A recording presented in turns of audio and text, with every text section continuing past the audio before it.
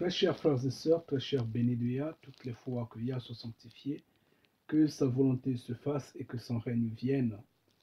Oui, que son règne vienne en ce temps de la fin. Maintenant que l'humanité est en train de gémir, toute la création est en train de gémir, nous avons besoin de son support. Oui, nous allons commencer par l'extrait d'un journal que nous avions assurément tous suivi. Nous allons resuivre ce journal-là et nous allons discuter bien après l'émission de ce journal. Il est 16 h à Paris, bienvenue si vous nous rejoignez dans cette édition spéciale consacrée bien sûr aux résultats de la présidentielle américaine avec nos invités, nos chroniqueurs, nos envoyés spéciaux. Nous allons analyser, comprendre ce vote. Tous les sondages le donnaient perdant et pourtant Donald Trump a créé la surprise. Il a été élu 45e président des États-Unis. À la veille du scrutin, le candidat républicain avait promis un Brexit puissance 3. Le séisme a bien eu lieu. Dans son discours de victoire, l'homme a cependant surpris. Ses mots ont été assez consensuels, à contre-courant du ton adopté pendant sa campagne.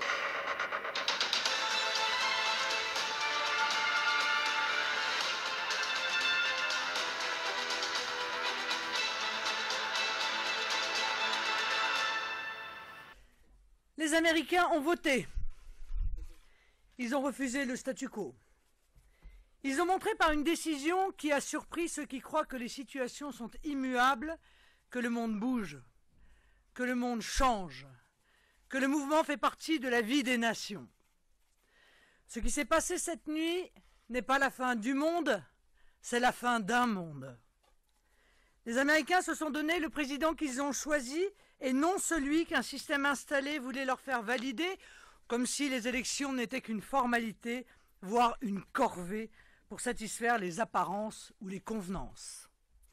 En cela, la décision du peuple américain doit s'interpréter comme la victoire de la liberté d'un peuple souverain, la liberté de citoyens qui ont su s'affranchir d'une campagne où le dénigrement et la peur, où l'infantilisation et la condescendance furent autant de tentatives finalement infructueuses de conditionnement de l'opinion. Parce que seul compte à mes yeux l'intérêt de la France et des Français, j'ose répéter ici que l'élection de Donald Trump est une bonne nouvelle pour notre pays. Refus du TAFTA et plus généralement d'une mondialisation sauvage, pacification des relations internationales, notamment avec la Russie, désengagement des expéditions belliqueuses qui sont à l'origine des grandes vagues migratoires dont nous sommes directement les victimes. Ces engagements, s'ils sont tenus, sont bénéfiques pour la France. D'une manière générale, et la classe politique française devrait s'en souvenir, on gagne toujours à fonder sa vision sur le respect des autres peuples et le refus des ingérences moralisatrices. Dans une démocratie, dans tous les pays, c'est le peuple et lui seul qui décide. C'est lui et lui seul qui donne la légitimité. Ici et ailleurs, il n'est pas de gouvernement digne, pas de gouvernement authentiquement légitime qui ne gouverne pas pour le peuple et au nom du peuple. Les élites politiques et médiatiques lourdement sanctionnées ce matin ne peuvent plus l'ignorer. Le référendum français en 2005, le référendum grec en 2015, les récents succès électoraux des patriotes dans différents pays d'Europe, le vote massif des Britanniques en faveur du Brexit, bien sûr, et maintenant l'élection de Donald Trump, ce sont autant de choix démocratiques qui enterrent l'ordre ancien et autant de pierres qui construisent le monde de demain. La défense d'intérêts catégoriels, la soumission à des puissances d'argent insensées et dévastatrices, l'abdication devant les dictatures islamistes sont des choix qui isolent chaque jour un peu plus ceux qui, ici ou ailleurs, persistent à les défendre. Ce matin, le peuple américain vient donc confirmer ce grand mouvement du monde qui voit le retour des peuples libres dans le concert mondial.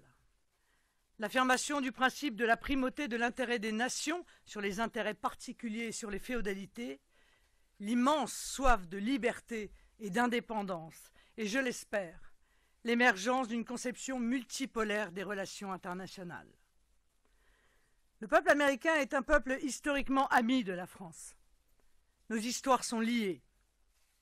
Nous l'avons accompagné dans sa guerre d'indépendance, puis nous l'avons imité en empruntant derrière lui les chemins de la liberté. Gageons que les Français qui chérissent tant cette liberté y trouveront une raison supplémentaire de rompre avec un système qui, eux aussi, les entrave. Avec raison, le nouveau président des États-Unis d'Amérique a réaffirmé dans sa première intervention son intention de faire valoir l'intérêt de son pays. Je ne lui en ferai pas le reproche, puisque nous partageons cette conception de l'action politique pour nos pays respectifs.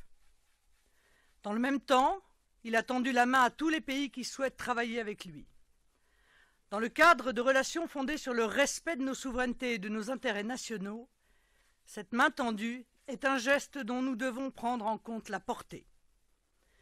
Qu'il me soit permis d'adresser mes félicitations au nouveau président des États-Unis et mon témoignage d'amitié au peuple libre des États-Unis d'Amérique. Je vous remercie. Mes chers frères et sœurs, je ne voudrais pas m'annoncer comme serait adepte de Trump ou comme serait son fidèle. Non. Mais je voudrais en fait montrer par Trump que tout est possible. Tout est possible. Que la foi, comme disait Yeshua, avec la foi, on peut dire à cette montagne de tomber dans l'océan. Oui, on peut tout changer. Et donc, je voudrais utiliser l'exemple de Trump, bien que c'est passé dans le monde, pour interpeller mes chers frères et sœurs, les Noirs, bien sûr, qui sont de même dans le monde. Combien de fois insister sur ceux qui sont bénis de Yah?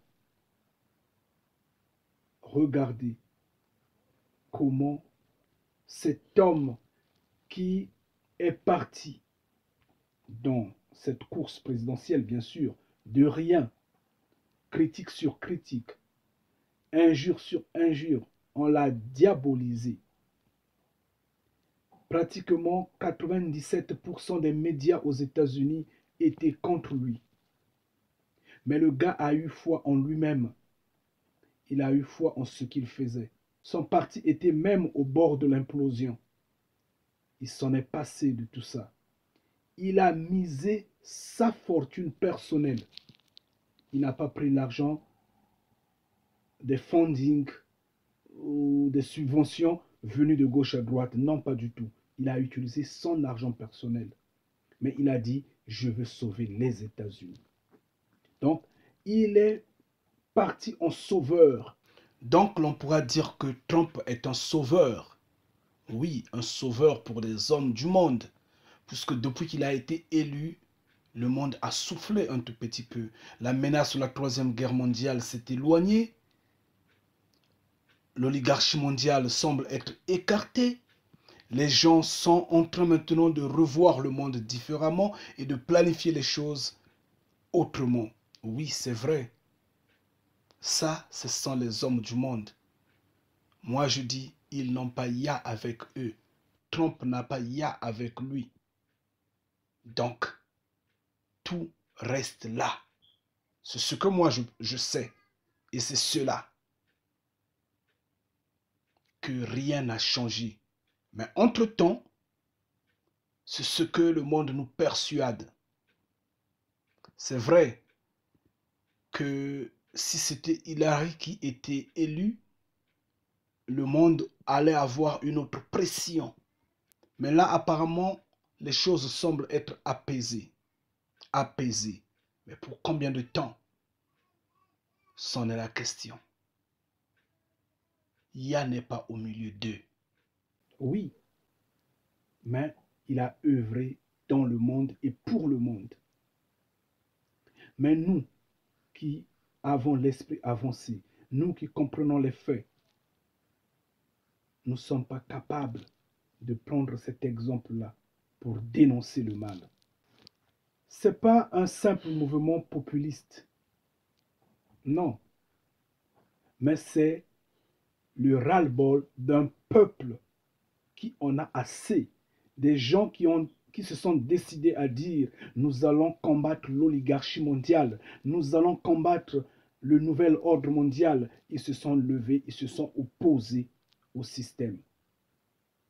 Alors que le système de la Terre donnait Hillary gagnante, Hillary Clinton bien sûr, le système de la Terre était dressé de telle sorte que la marche d'une nouvel ordre mondial soit suivie à la lettre. Vous n'avez qu'à suivre les réactions des présidents des républiques, ça et là ailleurs dans le monde. Les gens comme, en fait, les présidents des républiques occidentaux. Vous allez regarder leurs réactions, suivez bien leurs réactions, vous allez vous en rendre compte que le monde du nouvel ordre mondial a subi un coup. D'autres disent que ce monde-là est mort et un autre monde a commencé. Mais nous savons que le diable est redoutable. Nous savons que le monde a été donné dans les mains du diable. Nous, les bénis de Yah, nous qui avons la capacité de comprendre le message, nous savons que le monde est resté au même stade. Trump sera forcé de coopérer avec l'oligarchie mondiale. Ça, c'est comme ça. Oui, il a donné un coup, mais il sera contraint de coopérer. Oui, ça c'est la vérité. Ça c'est la réalité en fait. Trump a donné un coup au nouvel ordre mondial. Et en donnant un coup au nouvel ordre mondial, c'est le camp de la Russie, le camp de la Chine, le camp des populistes qui gagnent. Mais c'est pas gagné. C'est pas gagné. Mais néanmoins, les hommes du monde ont prouvé que c'est possible. Pourquoi je dis c'est pas gagné?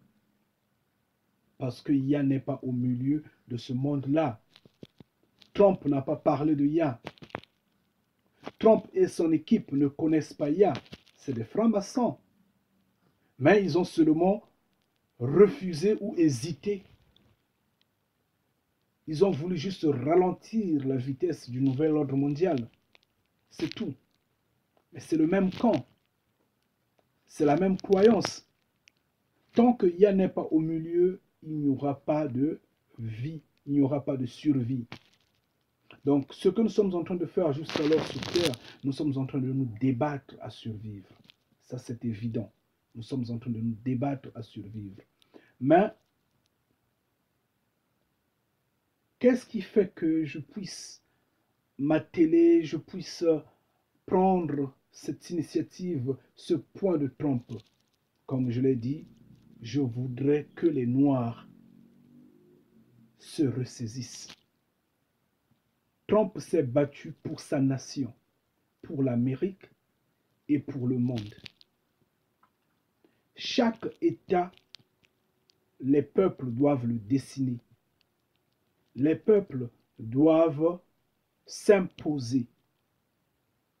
Mais pourquoi les peuples noirs, pourquoi le peuple africain n'arrive pas à se décider?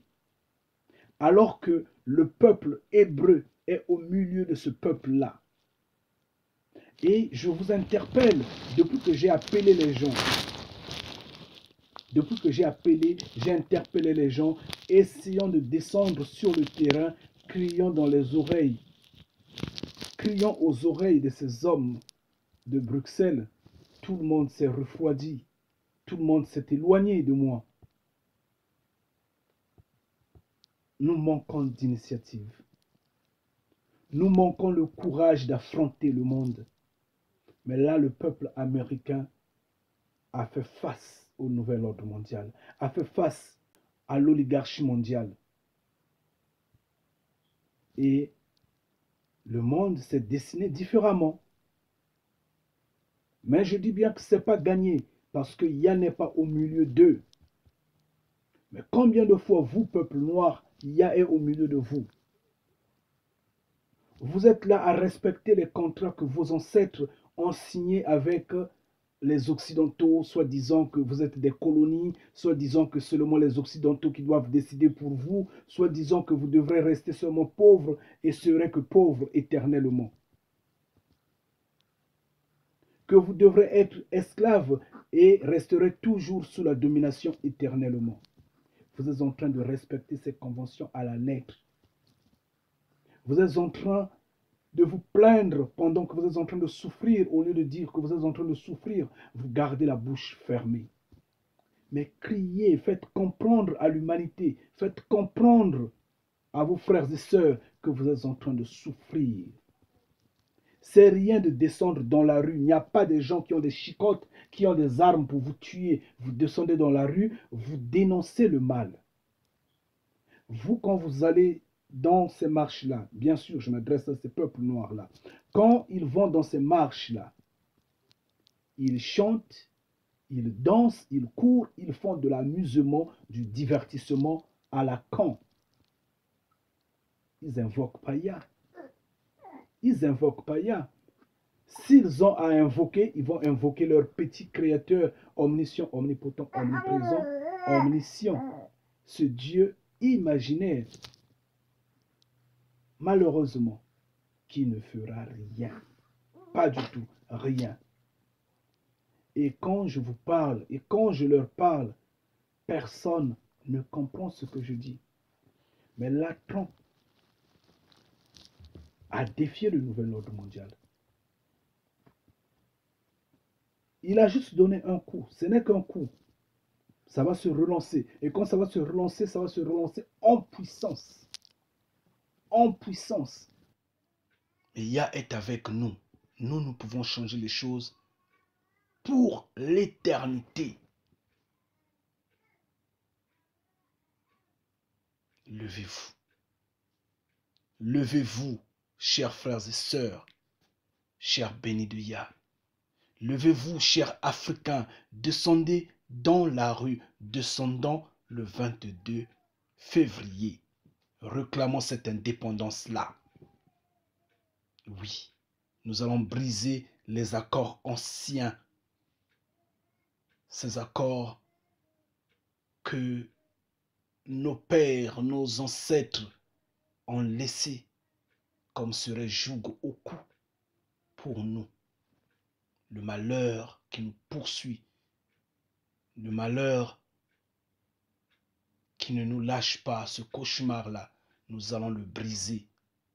Mais à une condition que vous vous levez. Si vous ne vous levez pas, personne ne le fera. Personne. Le 22 février, retrouvons-nous à Bruxelles.